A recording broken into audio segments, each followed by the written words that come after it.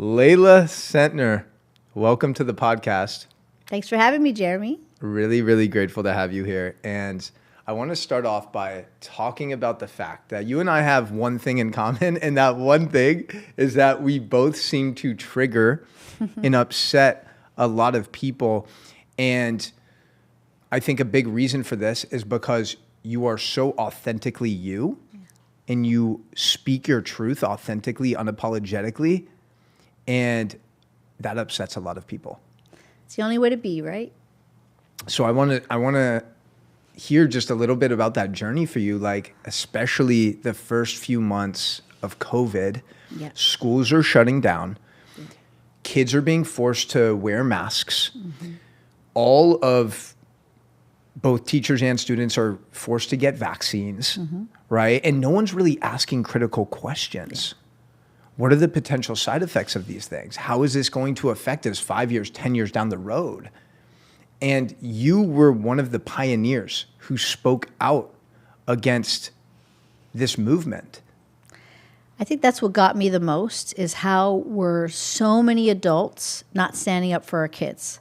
So I'm not sure how many of your viewers know I own Centner Academy, an amazing school that starts at about 18 months. And right now we go to 10th grade. You have over 340 students already. Yes, they tried to take me out, but we came back stronger.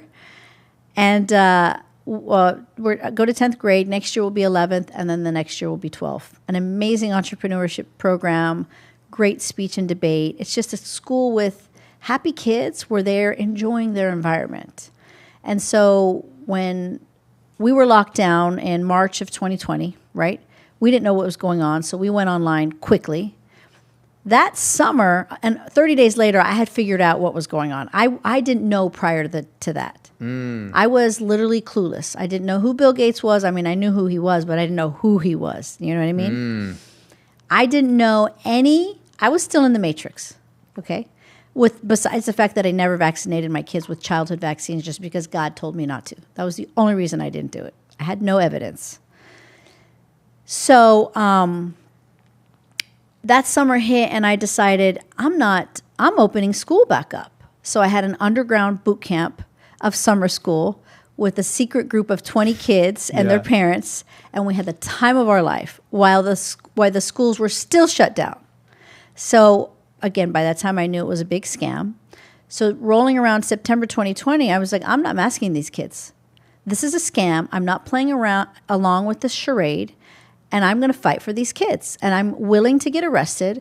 I'm willing to be dragged out in handcuffs, but I refuse to force my kids to wear masks. Not just my kids, but all of the kids under my care. Because somebody had to stand up for them. I mean, I remember kids that parents forced them to wear masks. A couple of them fainted. Some of them were having serious migraines. And I'm just sign the document that my lawyer put together that says you can't breathe and you're fine. You do not have to wear this mask. So anyways, long story short, we withstood kind of the whole mask thing. And every day I just woke up praying, dear God, please protect us from the insanity so, that we don't get arrested or shut down.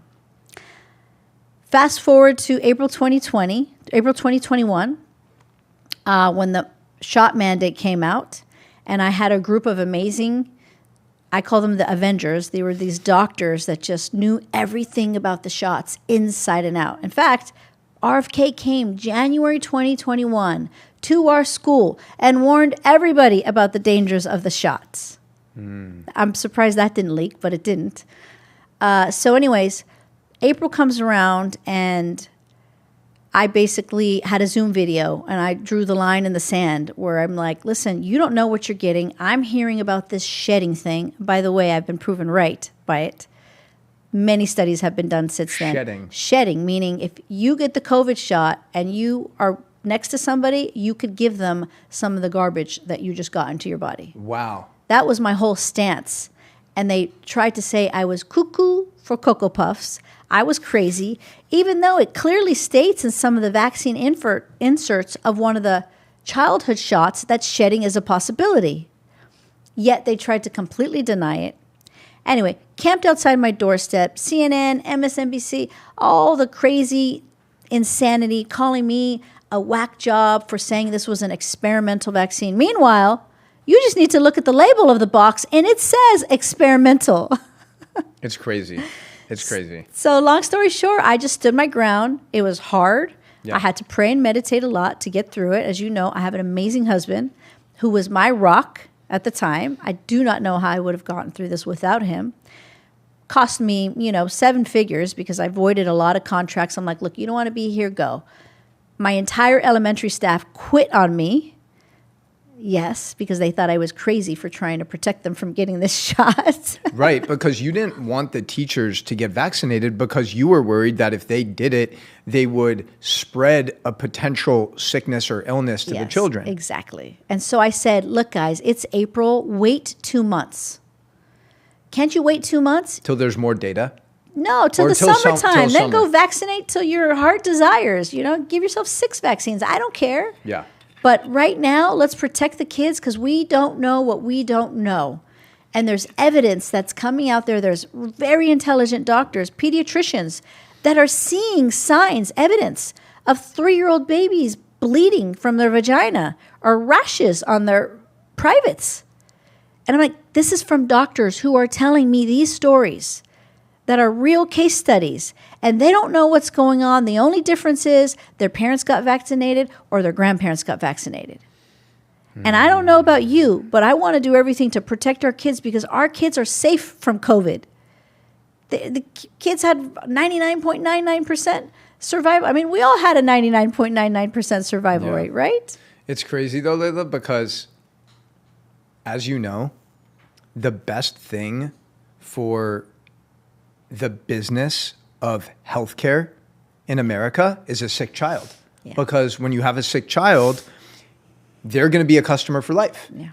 And it starts with a jab. And then when they're 6 or 7 years old, you tell them that they can't focus or that they're struggling in school. So you give them ADHD meds. Yeah. And then they become dependent and addicted on that. And it's this vicious cycle. And I'm so grateful that you exist because you literally are one of the biggest leaders in the movement of protecting our youth, protecting these innocent children. And I'm just very, very happy that you decided to be courageous enough to do that. And I imagine it was also... Was there any, because David, your husband David is like the most low key, doesn't want any attention, right? Yeah. So I'm sure there was moments during that experience that were challenging. Definitely.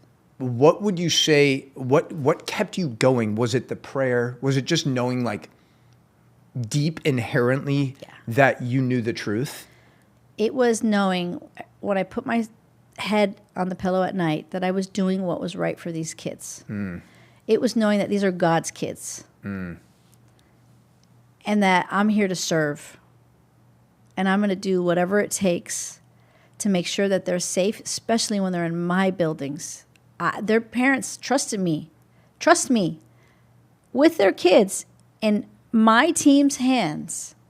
How could I not do everything?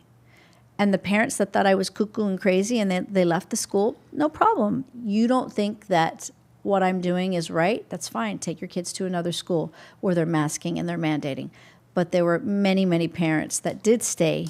And to this day, they thank me for it because their kids didn't experience the crazy COVID life that their friends experienced. And there was a massive increase in depression. Yeah. Increase in suicides for kids because of the social distancing and the separation that they caused during that time. Little babies. I had a good friend, have a good friend in New York who's a speech therapist, and she was crying to me one day saying the amount of kids that she has that are 4 or 5 years old that have major speech problems because for 2 years in New York they forced kids to wear masks and the adults to wear masks. And kids learn by reading facial expression. And these poor little babies, because of these idiot adults, and I'm sorry, any adult that forced your kid to wear a mask, you're an idiot. I have no problem saying that Because if you just read the instructions on the box, it says it doesn't prevent viruses. We took critical thinking out of the equation. Yeah. We all became... and we blindly followed. I think one of the most valuable lessons that people can learn from your journey, in your experience, really just being so committed to your vision, despite getting all of the hate and lashback from mainstream media, from parents, from teachers, is that most people's biggest fear is being judged by other people. Like, oh shit, what happens if I speak my truth? Yeah. What are people gonna say? What are people gonna respond? And the people who create the biggest ripples in the world, who create the most impact, are also the people that are courageous enough to stand on their truth. Yeah. They're willing to be disliked. Yeah. You were willing to lose customers, right? You were willing to lose the parents that weren't in alignment with the values of your vision. Yeah. And in that process, Leila, what was so beautiful, like I went to, must have been almost a couple years ago at this point, but like you guys had a party event at your house for new parents of the school. And I was talking to some of them, like these ones came from Chicago, these ones came from New York, these ones came from Arizona. Like people were literally... Australia, England, we've got all over the country. People were literally moving their whole life to go to your school and be part of your vision. And I think it's just a valuable lesson for people to understand on this journey. When you start to speak your truth and you're unapologetically yourself, you are going to trigger people, you're going to upset people, and that's a sign that you're actually on the right path. And in that process, you're also going to attract your tribe. 100%. That, you just said it right there.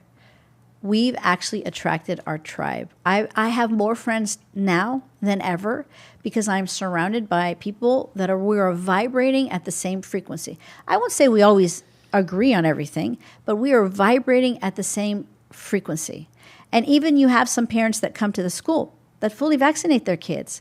They're open to the conversation. And when I start talking to them about vaccines, they actually listen.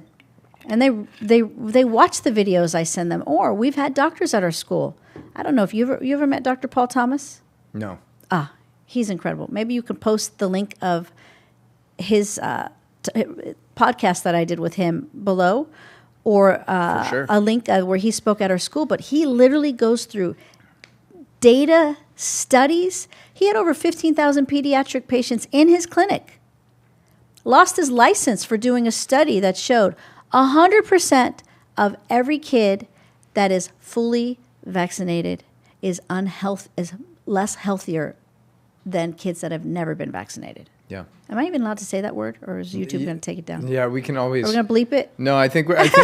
Well, apparently, you know what's interesting? Apparently, Meta, like Zuckerberg came out, and he made that post that like Meta, they're no longer going to like silence people on certain opinions and stuff like that. They're going to broaden their freedom of speech. What's interesting about that is my friend sent me an ad yesterday, literally an ad on Instagram that was promoting glyphosate. It was like, farming is hard, but glyphosate makes it easier. And it was a Bayer, the pharmaceutical company. And I'm like, wow, that's fucking crazy. Yeah, he's following the money. He's still following the money. He's just has his tail between his legs because of President Trump, you know? He had to go kiss the ring. Well, I think just returning back to the impact of children, wearing these masks, and I think that isn't a conversation that's being had enough, is like these 5, 6, 7-year-old kids were being forced to wear these masks for 2 years. 8 hours a day. And not only is that affecting their ability to communicate and breathe, but it's also programming them with this vibration of fear. Mm-hmm. Now you have to be careful about who you get close to. Yeah. You can't talk to that person. You have to be careful with how you breathe. Mm-hmm. And how do you think that is going to impact them as they evolve and become adults? You know, it's what I believe, that this was all part of their plan. Yeah. Because they basically beat them down. It's like mind control. They beat them into submission. They controlled them with fear. And now these kids, many of them are running around anxious, depressed, having all sorts of issues What happens with this when this generation turns 18? You think they're going to be strong warriors, strong soldiers that are going to fight for our country? Not unless we do something to reverse the damage that's been done. And I'll tell you, I still to this day meet kids that walk with their head down. I'm very proud to say that if you come into my school, which I know you've been before, our kids are so poised and confident. They look you straight in the eyes. You know, even kids that weren't with us during the pandemic, but came with us later, it's because their parents were very similar to me. They pulled their kids out of school saying, I'm not going to do that to my child. Yeah. Because most schools are really designed to make kids weak and obedient. And things like memorizing material for tests. And, you know, I think what's beautiful about Centner Academy is that you actually are so intentional about like building relationships with each child. Yeah. And also like understanding what their passions are and feeding into that. Yeah. Well, you know, we have a great team. You know, I can't. It's fully running on its own now. I don't go there as much as I used to because we have a great team, and that's the only reason. That's the only way I can do this is by building amazing teams. And I will tell you, those kids feel the love when they walk through those doors. I told as I was building this and creating this culture, I said, the number one priority is for these kids to feel safe and to feel loved. Because when you feel safe and loved, learning is so much easier and the sky is the limit. Yeah. And let's have fun learning. And I think it's been doing pretty well. Yeah. Also, going back to safety and feeling loved, so many kids are also just growing up in really difficult environments. Yeah. Single family households, there's violence, there's a lot of unhealed trauma from the parents, right? So regarding the way that you raise your daughters and the way that you cultivate a connection with your husband, David, like what are some of the things that have been really important and valuable for you guys to implement when raising your kids? Because you're so busy, you're building so much impact in the world. And I know that you're also very intentional with the way that you raise your kids and the way you connect with your husband. Like what are some of the things that you do on a daily basis? You know, you mentioned something earlier about not worrying about what the rest of the world thought of me at the moment. And it's something that I think I've just been blessed with, you know, just not giving two shits, right? Like if you don't like me, that's fine. You don't need to like me. And I try and teach my daughters that all the time because sometimes, you know, they go to school, somebody said something to them, they come back crying, and I'm like, listen, my love, the world is going to judge you. There are going to be people out there that are going to say things that are not nice. The key for you in life is to maintain your strength, maintain your bravery, and not flow with the wind of what people say about you. You are beautiful. You are amazing. You are a great kid. If somebody doesn't think so, don't let their words dictate who you are. Yeah. Because you will never win everybody, and you shouldn't want to win everybody. Just be you, and you are amazing. Yeah. And if somebody else doesn't think that, so what? Yeah. You move on. Use your voice, especially if there's somebody that's not being nice, and tell them, what you said to me was not nice. I don't appreciate it. If you've got something that you want to say nice to me, fine. But if you don't, then don't talk to me. Yeah. Let's just not talk. You know, and I say this to her over and over, especially my older one, because, you know. How old is she now? She's turning 10. Wow. But she's in 5th grade. And, you know, you get to that age where they can sometimes throw little daggers at each other, verbal daggers. My 1st grade is still in La La Land, you know, just all roses for her.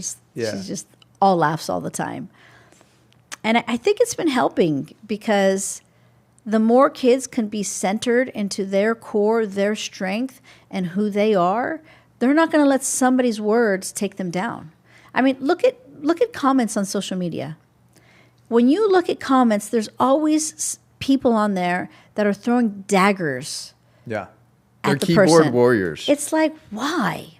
If you don't have anything good to say, why say anything at all? Yeah, I mean, when it comes down to it, anyone who's operating at that frequency is in a dark place. Like, I get a lot of hate on social media, especially since I've been rocking my Star of David proudly and just being a proud Jew and just speaking out against big pharma and things like that. Like, yeah, I love that. I get malicious comments on the daily, and I always go to a place of compassion. Like, oh my gosh, Stevie Boy 1942. Like, you must be in a dark fucking place if you are spending your time being so angry, consuming my content, and then writing something malicious. Like, think about that. And so I always go to a place of compassion. Like, that person is going through some darkness, and I really do hope that they get out of it. But by being reactive and getting 100%. Upset, like, there's just absolutely no point of responding like that. That's actually a good point. That is something else I tell her as well. Like, you don't know what's going on with that person at home. Have compassion, have love, you know what I mean? And just, but also use your voice and don't allow it. She was being bullied by a little boy, and I would coach her every day. And even though I own the school, like, I know this kid. He's a good kid, but he was seeking attention. And I'm like, you know, I think he's looking for attention. Like, here's what you say back. And then it eventually just stopped. She just gave him some attention. It was over. Yeah. You know? That's usually what most kids are craving. Yeah. And when I say bullying, it wasn't really bullying. It was more just like the banter that she wasn't okay with. That's one thing I pride ourselves about our school. Like, we have a zero tolerance for bullying. Yeah. So it was more just banter that it wasn't working for her. I was going to ask you, going back to your childhood, what are some of the things that helped create the version of yourself that's sitting in front of me now? You know, like this ridiculous commitment, courage, strength, like you're so relentless. And I'm curious, like, where that came from. And also, was there some sort of trauma that triggered it? Well, that's a whole 3-hour episode, but let me see if I can condense it in 5 minutes. Okay, yeah, and we can always do a round 2. You know, my mom was a single mom coming from Iran, pregnant with me, and welfare, you name it, lived a hard life. Eventually, she went to nursing school, and she was doing 12, 13 hours a day. Wow. So I had to at a young age, figure out that, like, this world is tough, and I need to, like, figure shit out. And my first commitment to that was when I was 18. No, even rewind a little bit. I was 15 and a half, and I just received my permit. And you weren't allowed to drive without a parent. But I, like, took my mom's car, and I went all the way to the beach. I lived in Riverside, California. I don't know if you know where that's at. Yeah. But I call it cow country. So I drove an hour away, and I would sit on the sand, and I didn't realize what I was doing at the time, but I was visualizing what my life could be and how I needed to get out of that place if I really wanted to be something, you know? And that I remember 13 years old, multiple friends being pregnant. Multiple friends. At 13? 13, yeah. To this day, I think about one of my best friends that she's my age. So I'm like, oh, my God, her kid right now is 30-something. Are you guys still friends? No. We lost touch a long time ago. But I just remember seeing that. And then my brother got into drugs at a young age. You know, there were gangs all around us. And so fast forward, when I was 18, I found Tony Robbins cassette tapes. I started listening to them while I was skating. You remember the Walkmans? Yeah. And I was like, wait a minute, I am in control of my future. I am in control of my destiny. So I graduate high school, and, barely, I just skated by, was never there, really. I don't even know how I passed. I think I'd show up, take tests, and pass, and somehow it was easy. So I knew I was smart, but I just hated high school. Yeah. So I started junior college at 18, and I'm like, all right, Leila, time to kick it up. Yeah. Straight A's. Straight A's. That I transferred with scholarships to USC, University of Southern California, graduated magna cum laude, went to the top accounting firm, and I'm like, okay, I can do this with hard work, perseverance, grit, determination.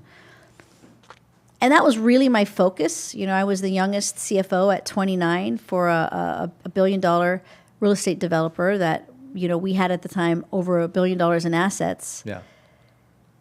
And so things are feeling good. I'm making a lot of money for a 29-year-old. I actually got married at 23, not to the right person. Was he also Persian? He was Persian, yeah. Persian Jew? He was not a Persian Jew, no. Okay. Super conservative. I felt very constrained. And at 29, I got divorced. Okay. But at 29, so I had never had alcohol in college, ever. Like, I didn't even know what it tasted like. So when I got divorced at 29, I was like, okay, I'm going to, be a college kid. Right. And so that's the first time I started drinking, and I did that for a few years. And then I met my husband at 34. And at that, now I had transitioned to my own consulting company where I was helping other entrepreneurs set up their whole accounting infrastructure. Yeah. So I was a CPA, and I loved numbers. I still love numbers. That boring shit that most people hate, including me. I love it. That was your zone of genius. That was my zone of genius. I don't have to do it anymore because I have my CFOs and my controllers. But if I have to jump into it, it's my first love. It will always be my love. Yeah. And then, so I worked with my husband. That we had a company that we sold, and the 5 years I was there together, we grew the bottom line 40 times. So we were kicking ass. Yeah. But something was still missing. Right.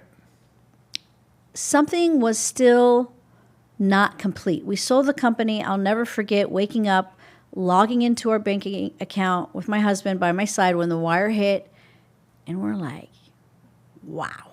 And where were you guys at financially before that moment, before that exit? Well, it was doing very well. Yeah. I mean, so our profit-wise was, already in the 8 figures, just our profit. But this was next level generational wealth. This was that we were already in life-changing world, but this was just another level, right? But there was just something in my soul that was still missing. Both my husband, both of us. And so we were doing the Tony Robbins stuff still, and we were in India on a Tony Robbins adventure. And a couple of our friends, we were all leaving, and a couple of our friends were going to Chennai. And I'm like, why are you going to Chennai? And she starts telling me about this spiritual academy that they were going to. And as she's telling me, I just start crying nonstop.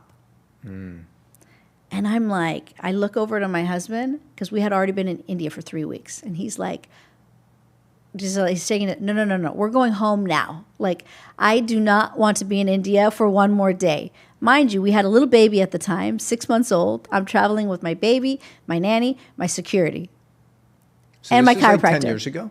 Huh? This is like 10 years ago? This is, yeah. Because if your 10-year-old was... Yeah, maybe 8 years ago. And were you part of the Tony Robbins? No, hold on, I'll tell you now. It was 6.5 years ago. Okay. I was part of the Lions group in Tony Robbins. Nice. So, we were part of the small group. And then when my husband saw the tears in my eyes, because I'm not a good fake crier. I can't fake cry. Like, if tears are coming down it's from my soul. Yeah. And he's like, all right, I'm not going, but you go. It was just this major calling. And I go to this place. It's I think, an 18-day program, level 1 and level 2 or something like that. And it was absolutely life-changing. I finally felt my soul. I felt my guardian angel. Her arms were wrapped around me, talking to me. Like, we meditated a lot. We did breath work. I prayed. It was, extremely, I was connecting. I was connected. Yeah. I was able to just not think about anything else other than being present at that moment. And I would listen to these lectures, and they would talk about, not reacting. They would talk about, being in your feelings. They would talk about when you are angry and triggered to pause and breathe. This is all foreign to me. Pause, what a pleasure. Pause, what a pleasure. Exactly. My Kabbalah teacher teaches that. He's amazing. But I'm like, how is it that I've never heard this stuff my entire life? What this would have done for me if I learned this at a young age, hence the reason why I have meditation and mindfulness at school, and our kids are learning this at a very young age, because I realized the power. My husband was 41, he had a heart attack, because he would be so angry and anxious, but he would hold it inside. I would get angry and anxious, and I would just rip it out. Just as bad as holding it in, right? That anger, those emotions where you're reacting to others, you're hurting yourself. You're bringing your vibration down. And more importantly, the insides of you, all those hormones and cortisol, all that stuff that's impacting your body has a big impact on your health. So it transformed me. I left there feeling more peace than I ever felt my entire life. And at that moment, I realized, oh my God, really the money meant nothing, because it had zero increase on my happiness level. But this is what happiness is all about. Feeling at peace and understanding more than anything, I'm not a victim. I can't blame others when I'm angry. My mom comes from Iran, and we've got a long line of hot tempers. It's in our family line. Grandpa was hot-tempered. Mom is hot-tempered. My mom has calmed down a lot as well. I met her, a few months ago at the event at your house. So sweet. But it was like, it's in our DNA, right? It passes down. Your ancestry, your lineage. That's right. And I realized I can control this. Yeah. This is about recognizing when you are in that state and knowing how to calm yourself by recognizing how angry you are at the moment. Yeah. And it doesn't mean I'll never get angry. It doesn't mean I'm not going to make a mistake and yell at somebody. It doesn't mean I'm not going to whatever. Yeah. But the more I practice training my brain to bring that awareness, the quicker I snap out of it. Yeah. And the quicker I snap out of it, the quicker I can bring everything back to a beautiful vibration. Yeah. Thank you for sharing all that. So it sounds like growing up. How old were you, by the way, when you moved from Iran? My mom was pregnant with me. Okay, so you were. I was born here. You were I was born in Riverside. in Victorville. Victorville. Yeah. Oh wow. Cool. I'm from Northern California, but I'm familiar with some of those areas. Yeah. So it sounds like growing up in a single family household, your mom was busting your ass 13, 14-hour days just to make ends meet and provide for you. That probably lit so much of the fire that we see today, and that helped you really climb that first mountain of success, and you used that fuel in a really positive way. But I feel like there's almost an expiration date to how much you can use that as fuel. 100%. Right? Your nervous system's just going to be so depleted. Yeah. And you climb this first mountain, and then the second mountain has really been all about fulfillment and contribution, and the impact that you're creating is absolutely unreal. I actually asked David once, I was like, being the way that you guys are now, right? Where you're, especially David, David is so so chill, calm, grounded, peaceful. I'm like, is there any way you could have built the company that you did with that energy? And he actually he told me that he thinks that he could have built it even bigger. Yeah. Do you feel the same way? 100%. We talk about it all the time. Really? We probably would have doubled what we sold it for had we both been in this more connected, calm, and peaceful place. Really? Yeah. That's fascinating. Yeah. Yeah. It easily. We talk about that all the time. When you're more connected, you're not going to be in a state of fear. It's almost impossible to be super connected and be in a state of fear. Yeah. When you're in a state of fear and anxiety, you make bad decisions. That's why even in the Bible, it talks about when you're in fear, you can't make good decisions. It talks a lot about fear. And fear is like, in different spiritual books, they talk about fear being that controlling factor. So think about COVID. The fear is what made people made really bad decisions. They were so afraid that they were willing to blindly get a shot that they had no clue what the contents were. But if they weren't in a state of fear and they were in a state of love and connection, they could pray to God and they would hear God say, like, don't take that shit. Yeah. Because that's what I heard very loud. Well, yeah. And I mean, fear drives inflammation in the body. Yeah. Every cell in your body. Yeah. Like Bruce Lipton's found that like fear and all of these emotions get stored in our nervous system and they impact our physiology. Like your body is always keeping the score. Yeah. It's just about like, are we listening to it? Yeah, it's 100%. What about money? Let me rewind a little bit too, because, in 2020, I also had a lot of craziness happen at the same time. Yeah. 2020 hit. When I first realized that I had been living in a matrix and that basically I lied to my whole life, like we've been lied to our whole lives, it's the pyramid, the food pyramid. Oh my God. Big fat lie, Yeah. 9/11, big fat lie, like just so many lies. I cried for probably about 30 days. And then, fast forward a few months from that point, I was diagnosed with Lyme disease. Didn't know I was living in a super mold-infested house. So, like, my health really quickly started to crumble while it felt like the world was crumbling, right? So, while I was dealing with the media, nobody really knew I was also dealing with some major health issues. And as you know, I own Centner Wellness. So I traveled the world. I went to Spain. I went to Lyme, Mexico. I went to top functional medicine doctors in the U.S. And I ultimately realized that I was going to need to piecemeal this and get all the pieces from the different places to help myself. And Leila, can you just explain a little bit like what it's like living with Lyme disease on a daily basis? Because we could look at you and you might look just perfectly normal. Yeah. But what's going on internally? How are you feeling with Lyme disease? Well, what people are lied to believe that it's going to cripple you for the rest of your life. It's not. I am perfectly amazing right now. Amazing. But it's because of all the things that I do, right? So I am a continuous wellness junkie now because I know that the stronger my immune system is, so I eat super healthy, I'm always detoxing. I've got incredible equipment at my wellness center that I'm always using. So I have no side effects from the Lyme at all, completely gone. But I had massive brain fog. I had massive chronic fatigue. I had aches and bones all over my body.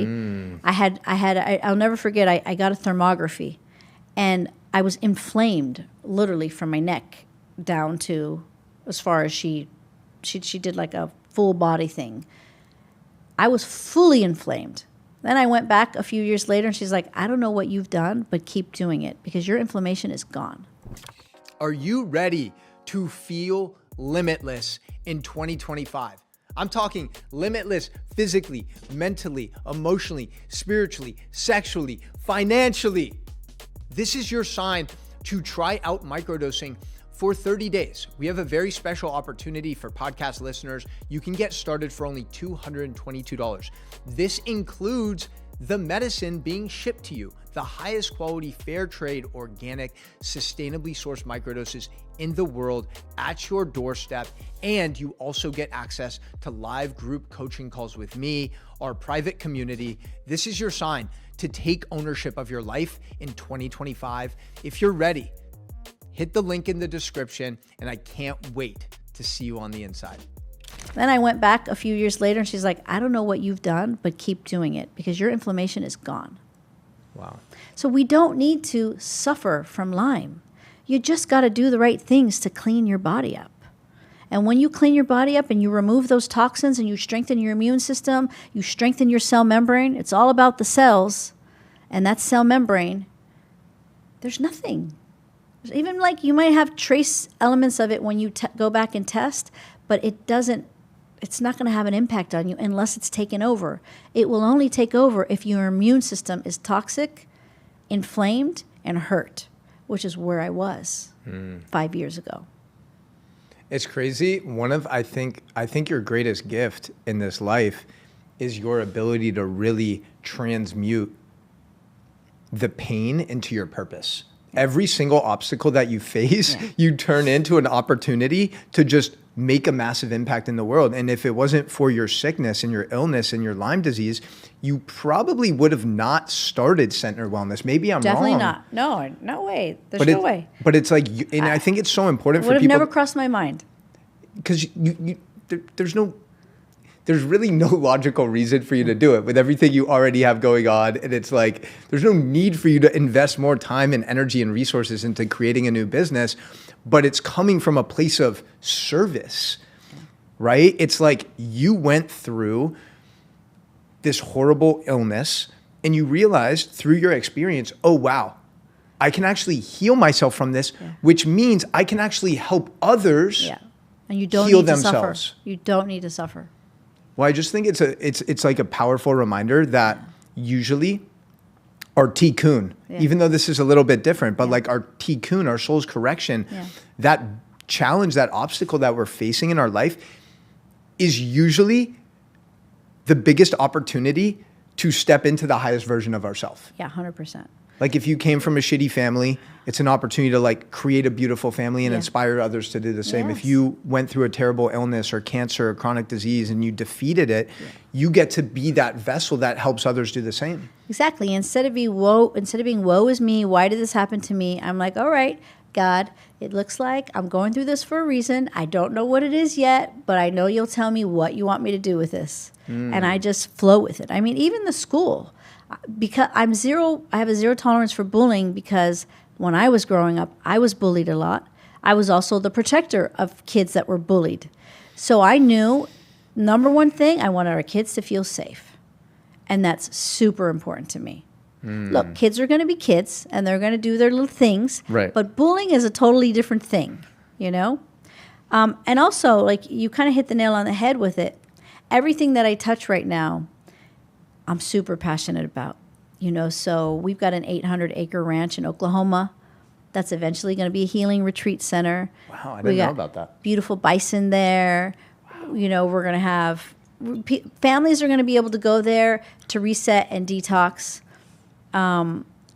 Singles are going to be able to go there. Just people that need to do a wellness detox. You name it. Like, we are building this place out to be super cool. When did you guys get that land in Oklahoma? We got it now about a year and a half ago. Okay. Yeah. So it's relatively new. I'm always working on stuff. And a farm, of course, you know the farm. That is going to be a mini retreat center as well with a mini little wellness center on it. And we're going to have lots of animals. And it's a beautiful place. Right now, we feed our kids farm to table. That's amazing. All of the meals at your school come from the farm? From what we can source from our farm. And if it's not from our farm, it's from other farms. And these kids eat the best meat. They eat better meat than they probably eat at home. Like, when I see these invoices, I'm like, wow, that's some expensive meat. Yeah. But it's quality. Yeah.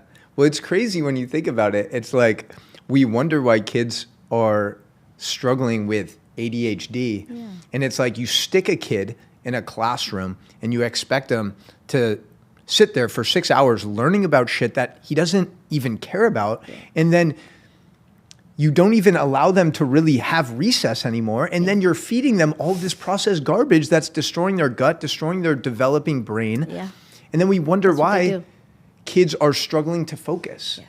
It's like we're putting them in a position to fail and further disconnecting them from their most authentic essence. Like, what is their soul here to do? They in schools, they give kids so much processed sugar, it blows my mind. Yeah. We're gluten-free. We have no gluten in our school. We want their brains to be as focused as possible.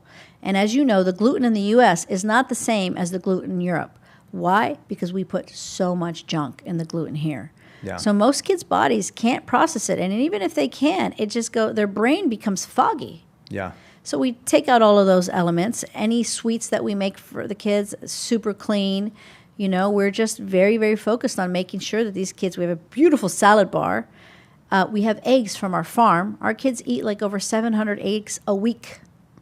And by the way, that was this whole other scam that happened in like the low fat era, right? God. It was like we were living in a world that was vilifying egg yolks, when egg yolks are literally one of the only sources of every single essential amino acid.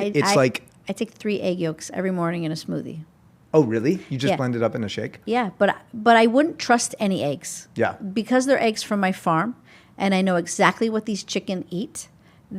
Our feed that our chickens eat is 3.5 times the normal feed. Yeah. So our kids, I call them my kids, the chickens are only eating the best feed. Yeah. We compost the food from school, and the chickens eat that as well. Wow. We give them diatomaceous earth to make sure that there's no parasites.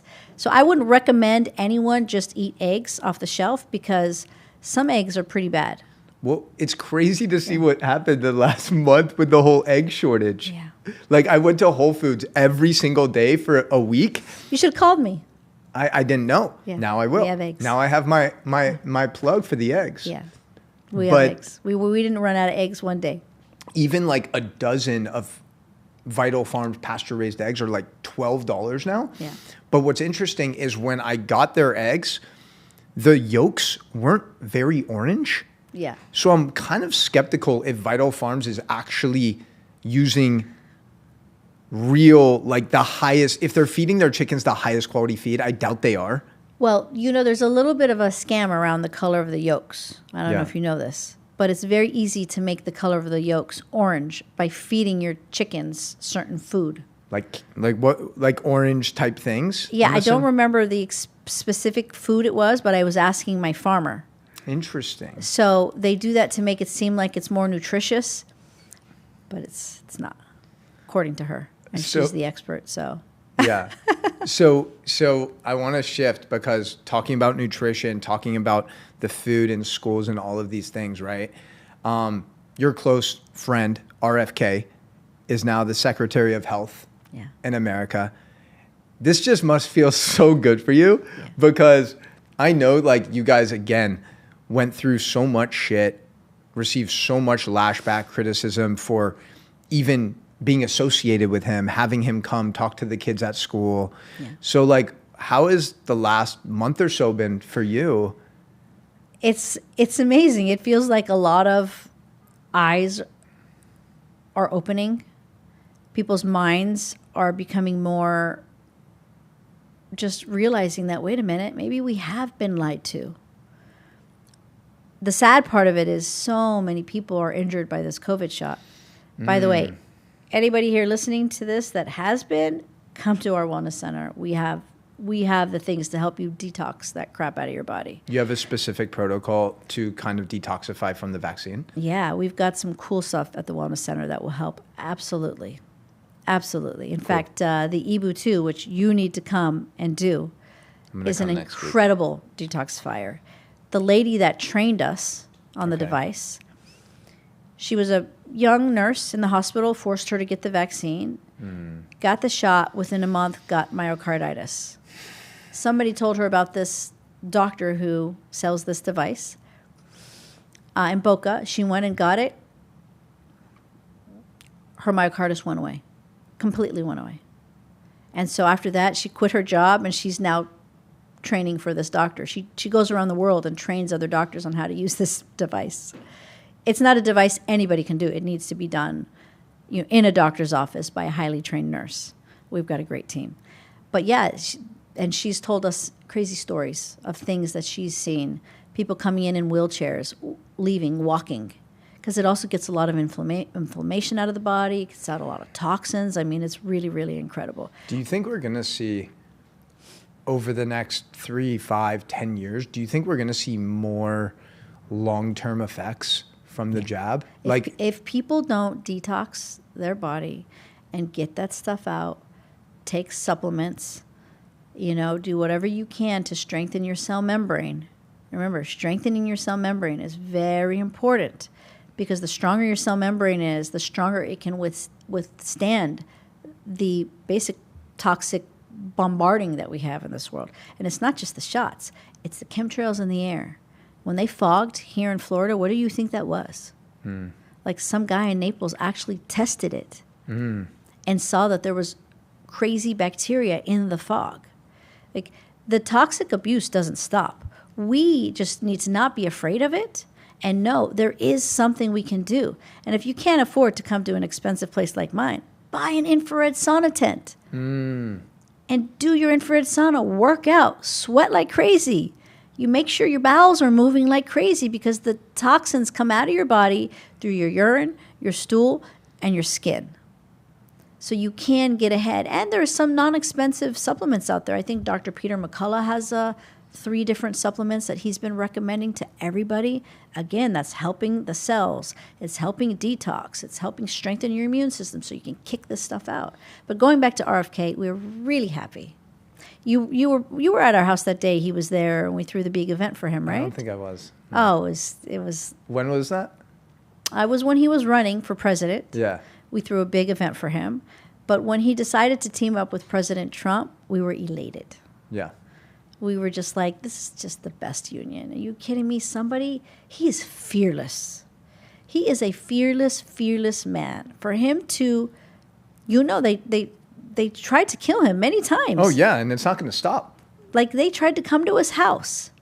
For him to team up with President Trump, who they also tried to kill, right? And, like, those two, with all the Avengers that he has in place, I call them the Avengers because it is so exciting to be alive right now, to see what the next 4 years is going to be like. I mean, already the last couple months have been a dream for me. Like, I feel like every time I listen to, one of the different podcasts that gives me the updates, because, I don't listen to mainstream media, I'm like excited to hear what executive order he signed, like what progress he's made, because in one day he's making more progress than Biden did in like 3 years. Oh, it's crazy. It's crazy. Yeah, like Trump did not waste time. And it kind of goes back to our previous conversation, right? Donald Trump, Elon Musk, Robert F. Kennedy. These are 3 of the most influential men in the world right now. Fearless. And they're also 3 of the most hated men. Yeah. So understand, if you want to create massive impact in the world, you need to be willing to stand on your truth. Yeah. You need to be willing to speak authentically. You need to be willing to be hated and disliked. Yeah. That is part of the process. And just not care about it. Yeah. Just not care. Just don't let those words impact your soul. And it's easier said than done. But when it happens so much, and those guys, what I love about them is, like, hate them or love them, you know what you're getting, right? Like Trump, sure, he's going to say some ridiculous things that probably a president shouldn't say, but at the same time, you know exactly where the guy stands. Yeah. And I think that's so reassuring. Like, he's not just a standard politician who just parrots shit. Yeah. Right? And same thing with Elon. Like, Elon's such a clown. Like, he's such a funny dude. And you got to respect that. When I watch him speak, I can't help but to smile, because he'll say stuff like, they'll ask him, like, are you concerned about your advertisers on Twitter? And he's like, no, I don't give 2 shits. He literally looked at the Disney executive. What's his name? Do you know who I'm talking about? No. Like, what's his name? Fuck. He left Disney, then he came back. Either way, he was literally in the audience during that talk, and he's all like, go fuck yourself. I know. You know what I mean? And that's just like the level of courage that's required, I feel like, to make this massive impact. Yeah. Leila, how have you been able to build such a solid team? Because one of the things that like in that process of like scaling a business and wanting to create more impact, obviously there's only so much that one person can do. It requires a really solid, unified team. And how have you been able to really just build this bulletproof team for all of your businesses and your personal life? Yeah. Well, people are everything in business. Yeah. And they're also your biggest challenge, but your biggest opportunity, right? And so we've had to fire a lot of people because I'm looking for a certain type of person, not just a type of personality, but a frequency. I'm looking for open-minded, hardworking people that understand the power of their words. Because if you say you can't do something, guess what? You're not going to do it.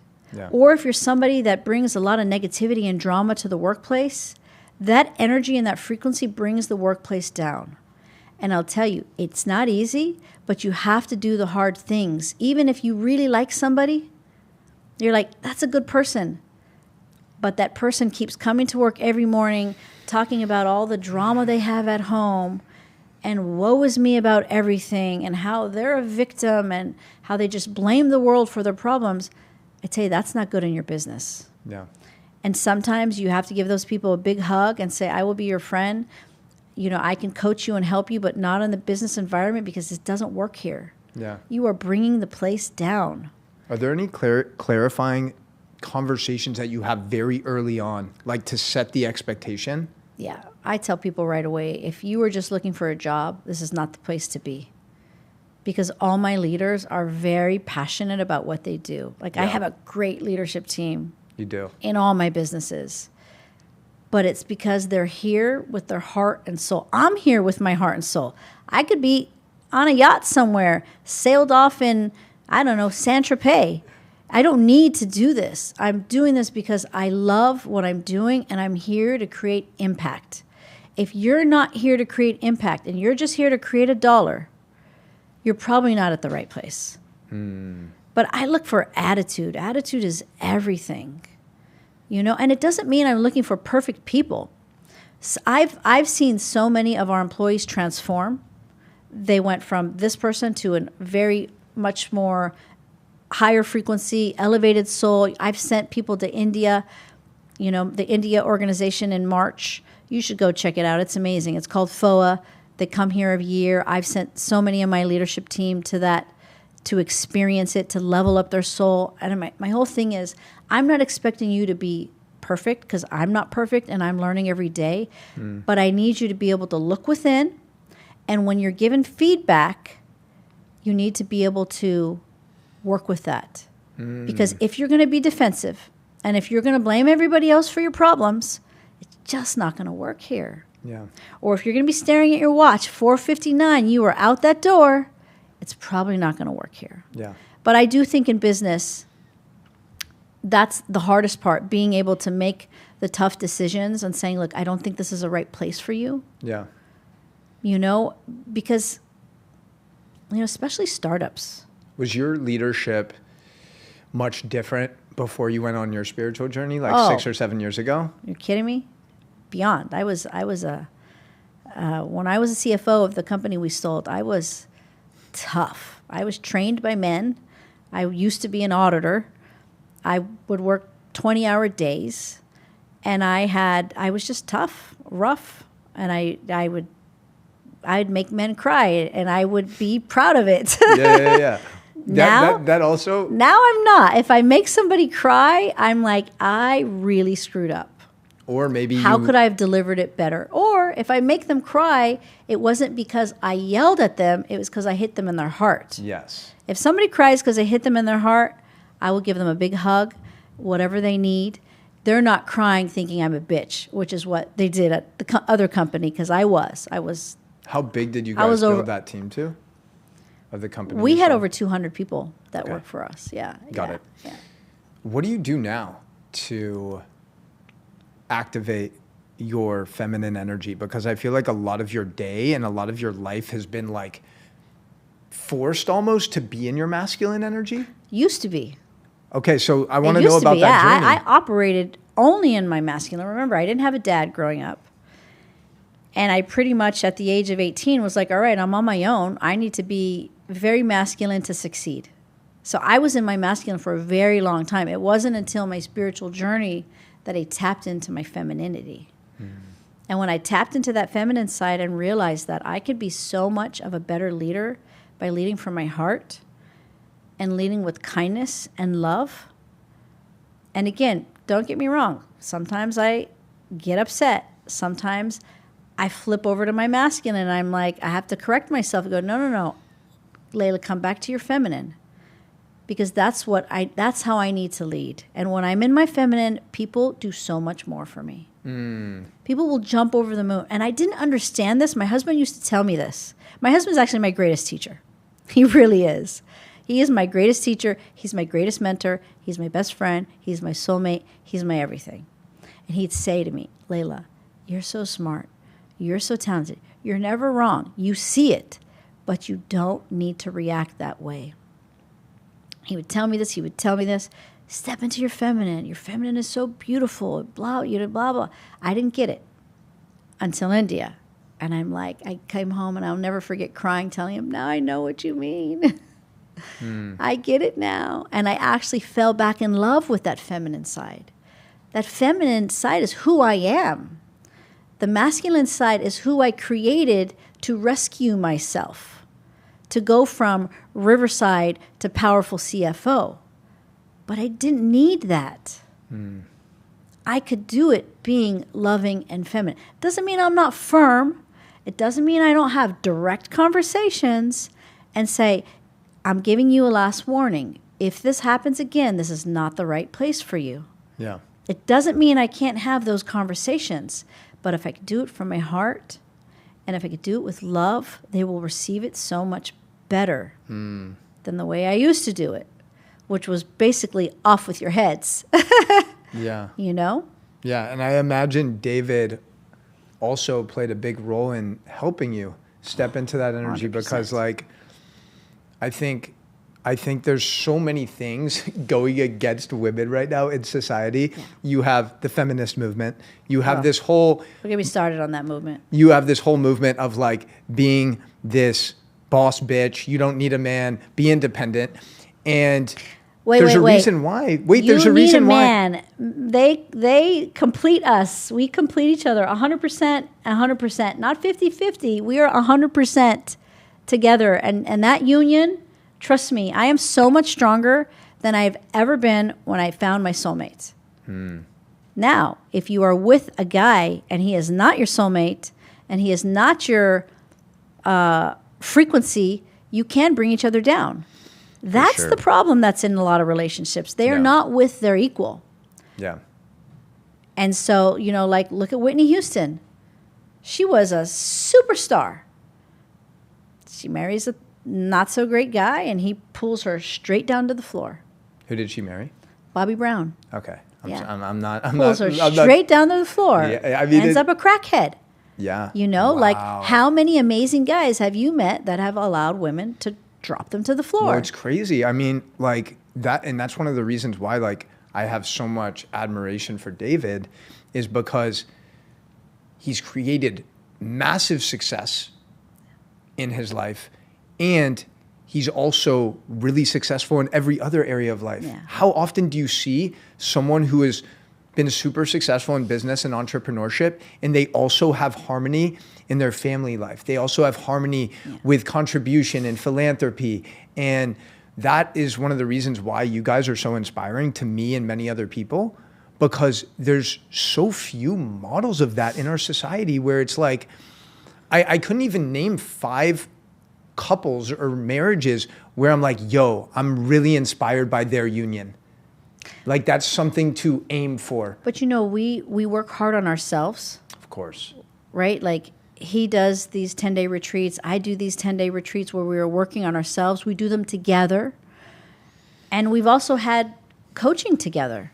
Like, when I first met him, we had a relationship coach while we were engaged, because we knew he grew up in a rough family situation. So did I, and we were going to bring our trauma and our drama to the table. So right off the bat, we were like, you're in a divorce situation, I'm in a divorce situation. We know that if we don't work on ourselves and work on this together, we will not last. And so the other thing I try and tell couples is, don't take your relationship for granted. Like, get help early on before you need help. Yeah. Learn how to communicate, but most importantly, work on your own soul. Because whatever crap you're bringing to the table with this person, trust me, if you don't fix it, you're going to bring it to the table with the next relationship. And that's why you see some people married 4 and 5 times, and they keep blaming the others. Yeah. We will bring our crap to the relationship. So look within, get it under control.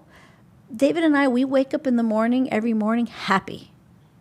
It's a very unique thing that we have, but we also had a childhood. I mean, his childhood was filled with constant chaos, screaming, yelling, you know? So we knew we wanted to create a safe bubble in our house. Yeah.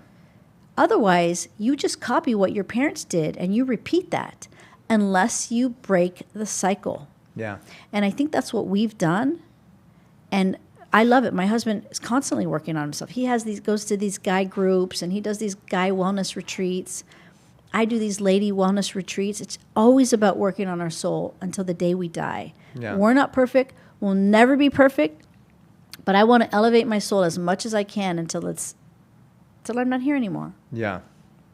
It's so funny you say that, number one. Wait 1 second. We got a time check, Money? Oh, yeah. How many minutes? Okay. Okay. Can we go 5 more? Just tell Etan if he can. Yeah, because it's going to take 35 minutes to get there. Oh, my God. Yeah. Can you tell her we're running late? Yeah, I can tell. We'll Okay. wrap up. Okay. We'll wrap up, You right? gotta be free for show. Can you get Oh, a yeah, little okay. B-roll or some photos for the last 5? A couple things that you mentioned that I wanna double click. Number one. And Monica, send him the 2-minute video of the media hit. Yeah, any resources, send them to Santiago. Yeah, the media hit. If you don't have it, I'll send it to you to give to him. Yeah, we'll get it. I feel like one of the things, I was thinking about this, you know, just the other day, is like the law of familiarity, right? Like if you live on a beachfront property and you're staring at the ocean every day, there's going to come a point where you become numb to it and you're not going to appreciate it as much as you once did. Same thing happens in relationships, right? Like you love this person because of this quality, their kindness, their smile, etc. And then after 6 months, after 12 months, after 18 months, you lose a little of that appreciation and you stop expressing gratitude for them. Yeah. Like that is so important, especially for men. Like we have like it feels so good when our partner says like, I'm really proud of you. Yeah. Like you're doing amazing. And I know it's the same for women too. Like receiving those words of affirmation are so important. Sure. But oftentimes what happens is like we get so used to that and then we just focus on the shortcomings. We focus on the problems. And you guys are just like a beautiful embodiment of constantly doing the work. Yeah. You know what I mean? Yeah, sure. And it's beautiful to witness. It's And important. It's the day we die. yeah. Like I know we have to wrap up soon, Leila. Are there any things that I have so many things on here that we didn't even touch. We'll have to do a part 2. We have to. What would be maybe some tips that you could offer for the 28, 32-year-old woman? There's so many. This is the first time in American history that there's more women over the age of 30 that don't have a child. And I think it's becoming more and more common with the feminist movement. And I think it's also a little bit of a problem. Yeah. Right? Because ultimately, I think women want to have a man that makes them feel loved and supported. Yeah. They don't want to do life by themselves. That's fucking miserable. It's not fun. Like, who wants to be Chelsea Handler? Like, she's always pushing out, like, yay, I'm 50, I'm single, I don't have kids, I don't have responsibility. Like, Chelsea, I'm sure you're amazing and you love your life, but at the same time, I'm sure you'd also love a beautiful complement and partner to do life with. Yeah. So what can women do right now, Leila, if they are finding themselves like so in their masculine and so resistant to actually like opening their hearts to that sacred union? I mean, I think they need to do some work on themselves to figure out why it is that they feel like they don't need that. I mean, look, I was fully capable to live this life independent and I'm smart, whatever. But when I met my soulmate, everything changed. In fact, before I met my husband, I didn't even want to have kids because I was never with the right guy. But when I met him, like almost immediately, I was ready to have kids. And it was a magical feeling, and what I would do is I would do the before I met him, I would write down exactly what I was looking for, somebody with a big heart, somebody who, was compassionate and kind and ambitious. And I would read, I kind of wrote, it was like a letter I wrote, and I would read it every night. So when I met him, it was like, wow, like this is you. I actually found you. But if you don't put that intention out there, you're not going to meet your soulmate. If you're like, oh, I don't need a man, I can do it you won't meet him. He won't come. But I was determined to find my soulmate. And I wanted to experience this life with somebody who was my soulmate. And we've been arm to arm on all of the things that we've been doing. I mean, it's been 13 years, and it's been an incredible mission, an incredible journey, and I hope that we last another, let's see, how old am I? 50 years? You guys are going to keep going. You guys are just getting started. Until we die? You guys are just getting started. Like, it's beautiful to just witness the journey, the process. What I was going to say, and I promise we'll wrap up, is like we actually met at a wellness retreat probably 3 years ago at this point in Mexico. And I hadn't spoken to either one of you the first 4 or 5 days. And it was literally the second to last day of the retreat. And you guys were sitting across from me. And I just witnessed your dynamic and interaction. And I saw the way that David was just holding you and you were just like fully surrendered. And I went up to him after and I was like, hey man, I know we haven't really connected this week, but I just wanted to say it was beautiful to witness you and your wife and the way that you guys are connected. And it was really inspiring to see that. And that's really what triggered our relationship. Yeah. And just to see it constantly evolving is really beautiful. And I know that it's inspiring a lot of people. It's funny, we've been together 13 years, but people always think that we're like honeymooners or something because we're always kissing and cuddling, and it's how it was when we first met. Just constantly kissing and cuddling, and our little girls, every time we're kissing, they put their hands in front of our mouths because they're like, gross. Yeah, it's really special. So, I want to acknowledge you before we conclude this and just really acknowledge you and express my gratitude for you for the way that you just show up every single day in full alignment with your purpose. Like you said, you don't have to be doing any of the stuff that you're doing. And you choose to show up in this way and impact so many lives every single day because you know your dharma puts you here for a reason. And that reason was to change so many lives, help people tap into their hearts, awaken their souls, and really reconnect to their highest self. And thank you. Thank you for being here. Thank you, Jeremy. Yeah.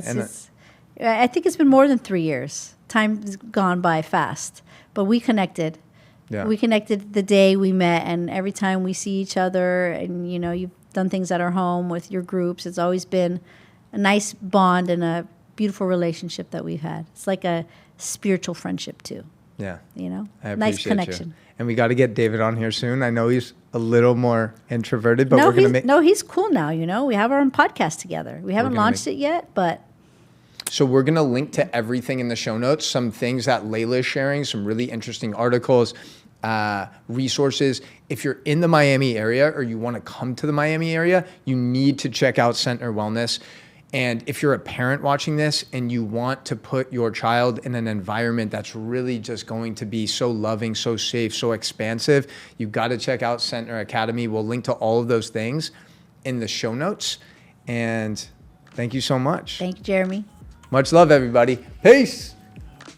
You did it.